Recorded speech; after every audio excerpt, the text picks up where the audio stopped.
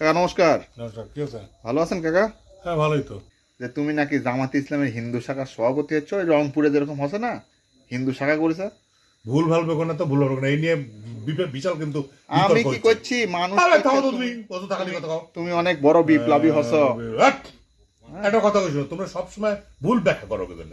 রংপুরে যেটা হচ্ছে সেটা হচ্ছে, রংপুরে যেটা হচ্ছে সেটা কি তোমরা জানো কি হচ্ছে?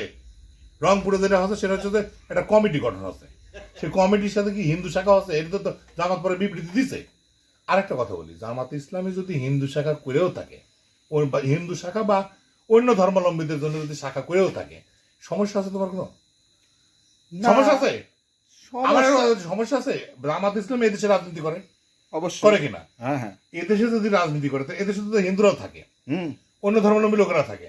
তো তারা তো এদেশে এদেরকে বাদ দিয়ে রাজনীতি করবে না, করবে কি? না না না এটা আশ্চর্য ব্যাপার না? এর বরঞ্চ অন্য ধর্মাবলম্বীরা না থাকেই তো আশ্চর্যের ব্যাপার।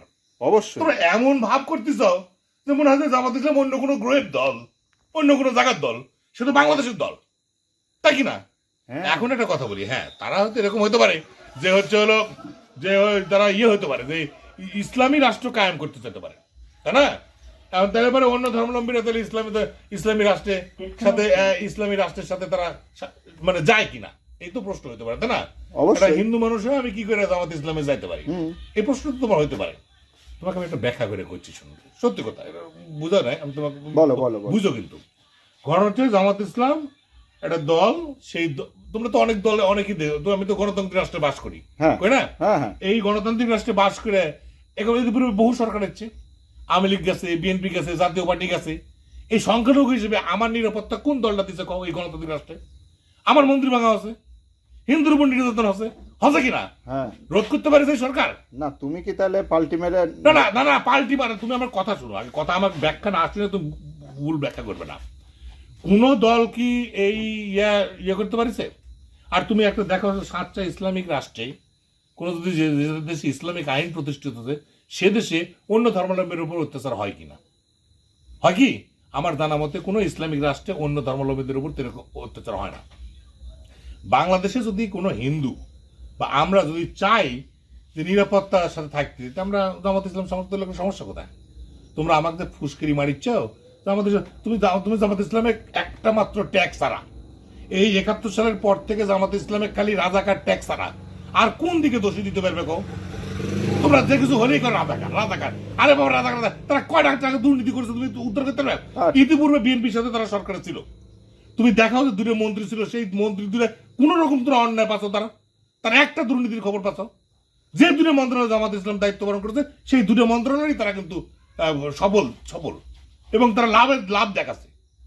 মতুর রহমান নিজামী, সে শিল্প মন্ত্রণালয়ের দায়িত্ব ছিল, সে শিল্প মন্ত্রণালয় কোনোদিন লাভ করতে পারে, সেই শিল্প মন্ত্রণালয় তিনি লাভ করে দেখা দিয়েছিলেন। একটা কথা বলি শোনো, সমালোচনা করবে সমালোচনার জায়গা থেকে। একটা দল সে তার গঠনতন্ত্রে অনেক কিছু জিনিস থাকতে পারে, তোমার ব্যক্তিগত ভালো না থাকতে পারে, না লাগতে পারে, কিন্তু তুমি আরেকজনের স্বাধীনতা হস্তক্ষেপ করবে কি জন্য? আর আমাকে তো হিন্দুরা দেখতেই পারছি না, কয়েকটা একটা মন্তব্য করেছে এক জায়গায়, সে বুকরাখানে এসে লেগেছে যে পথধারী জামাত ইসলামের লোক। আরে সত্য কথা কথা না, এর আগে আমি ছাত্র শিবিরের পক্ষে দূরে কথা করেছি। তুমি দেখো, ক্যাডার ভিত্তিক কোনো রাজনীতি ছাত্র শিবির জামাত ইসলাম করে না, জামাত ইসলাম লোকজন দুর্নীতি করে না, জামাত ইসলাম একটা অন্যায়ের সাথে জড়িত নয়। তুমি প্রমাণ করো জামাত ইসলাম করে এই লোকটা কোনো দুর্নীতির সাথে যুক্ত আছে, তুমি প্রমাণ করে দাও। না সে তো তাই। তুমি কি একটা ছাত্র শিবিরের লোক একটা বিড়ি সিগারেট একটা নেশা করে, দেখাও তুমি আমার প্রমাণ করে, কারো মাথার বাড়ি দিয়ে টাকা পয়সা কেড়ে খাচ্ছে, দেখাও। আর তোমার এলাকার ফিটিং বাজি দেখো, কত ফিটিং বাজ হচ্ছে এই 17 বছর হতে রাখি, এখনো চলিচ্ছে ফিটিং বাজ।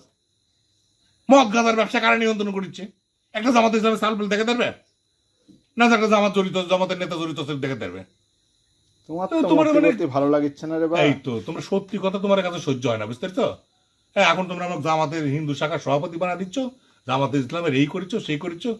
হ্যাঁ, তোমার মুখ তো সাদা জানা, একটু পাঞ্জাবি পরেছি, তোমার বোধ তোমার শাসি ভালো করে রং করে দিলে পাঞ্জাবি পরে দেখে তোমার মনে হচ্ছে যে আমি তো জামাত ইসলামে যোগ দিচ্ছি। আমি তো করছি না এই কথা, তোমার ভাইস্তেরাই সব করছে গোটা নাটোরে। শোনো, জামাত ইসলামে যোগ দিলে দিব, সমস্যা আছে, কিন্তু একটা কথা কই, আমার পেশার সাথে তো আসলে আমি কোনো রাজনীতি সাপোর্ট করতে পারি না। পারি কি? না, একজন আমি সাংবাদিক হিসেবে তো আমি রাজনীতি করতে পারি না। আমার একটা নিরপেক্ষ ভূমিকা থাকা উচিত, তবে সত্যকে সত্য বলতে হবে, ক্যাডার ভিত্তিক রাজনীতি বন্ধ করতে হবে, ন্যায় নীতির রাজনীতি ছাড়া মানুষের কাছে যাওয়া যাবে না। হ্যাঁ, সারা জীবন তো লুটপাট করে খাইলে তোমরা, দেশটা একটু তসুরপাত করে দিছ। বিদেশে বাড়ি গাড়ি কোন কার নাই, কারে নাই? যাও, এত কথা কিসের? না তুমি খেপিচ্ছ কে? তুমি নিছ তুমি বুঝা গেছে তুমি যাচ্ছ। আবার আপনি যাচ্ছি মানে? আমি হও। সত্য কথা বলছি, আমি হও। কোনো দলের সাথে যুক্ত নাই। তোমাকে দেখে কিন্তু- আমরা আগাবো। হ্যাঁ, তোমরা আসো, তোমরা স্বাগতম, তোমরা অবশ্যই করতে পারো, বাংলাদেশের নাগরিক হিসেবে অধিকার আছে। হ্যাঁ, তোমরা সারা জীবন মদিনা সনদ করে আসলে, কিন্তু কোনোদিন বাস্তবায়ন করলে না। একটা দল বাস্তবায়ন করতে ইচ্ছে করে দেখ না কে, সমস্যা কি তোমারে? সবাই সুযোগ পাচ্ছে, এরা পাবি না, একটাবার পাওয়া উচিত না? দাও, আমার সাথে তোমরা ফাইজলামো করো না, সত্যি কথা ধরে শুরু করো। সত্যি কথা তো তোমরা বুঝতো না। তোমরা প্রমাণ করে দাও, দুর্নীতি প্রমাণ করো। না কিছু যে আগাছেও তুমি তা বোঝা যাচ্ছে আমাকে বোঝানোর ভাবে কাকা। এই